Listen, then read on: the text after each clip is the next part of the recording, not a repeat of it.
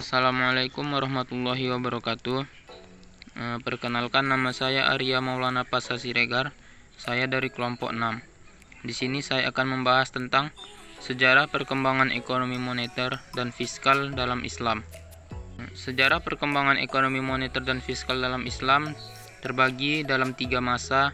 Yang pertama pada masa Rasul, yang kedua pada masa Khulafaur Rasyidin, dan yang ketiga pada masa pasca Khulafaur Rasyidin. Perkembangan ekonomi moneter dan fiskal dalam Islam pada masa Rasul. Kebijakan moneter pada masa Rasul yaitu: yang pertama, dirham dan dinar adalah valuta asing dari Persia dan Romawi yang dikenal oleh seluruh lapisan masyarakat Arab, bahkan menjadi alat bayar resminya.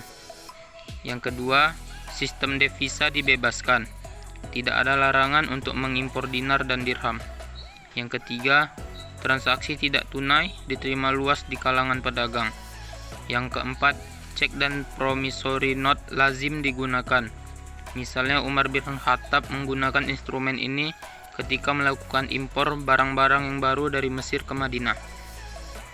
Dan yang keenam, monumen faktori atau anjak piutang yang baru populer pada tahun 1980-an telah dikenal dengan nama Al-Hiwalah, tetapi tentunya bebas dari unsur bunga. Dalam kebijakan fiskal, ada beberapa hal yang beliau perhatikan, yaitu membangun masjid sebagai tempat pertemuan bagi pengikutnya. Yang kedua, merehabilitasi muhajirin Mekah dan Madinah. Yang ketiga, menciptakan kedamaian dalam negara. Yang keempat, mengeluarkan hak dan kewajiban bagi warga negaranya. Yang kelima, membuatkan konstitusi negara. Yang keenam, menyusun sistem pertahanan Madinah. Dan yang ketujuh, meletakkan dasar-dasar sistem keuangan negara. Perkembangan ekonomi moneter dan fiskal dalam Islam pada masa Khulafaur Rasyidin.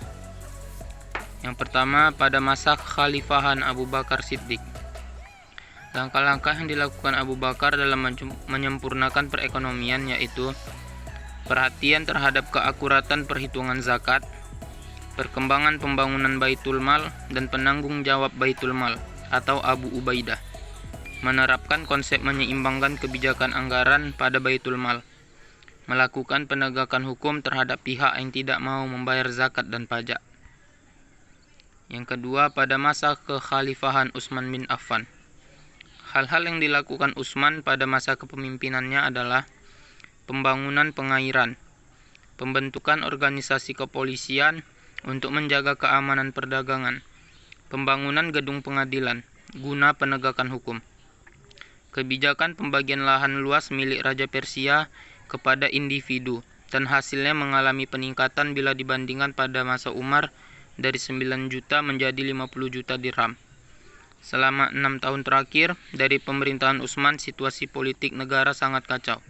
Kepercayaan terhadap pemerintahan Utsman mulai berkurang dan puncaknya rumah Utsman dikepung dan beliau dibunuh dalam usia 82 tahun.